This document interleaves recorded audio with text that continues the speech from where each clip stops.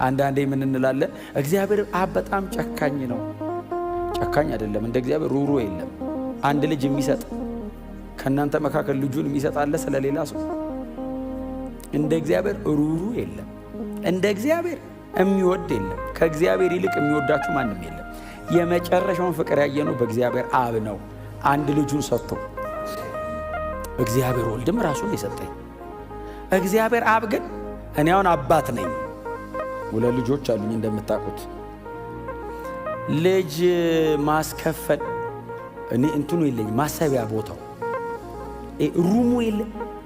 አሁን አብርሃም ልጁን ሰዋ ብለን በጣም በነፃነት ልጅ ጉንፋን ሲይዘው አንተ ራስ መታት ይጀምራል።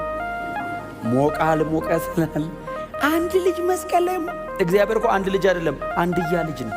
ሁለተኛ የለውም፣ ለዘላለምም የለውም። ኢየሱስ ብቻ ነው አንድያ ልጁ።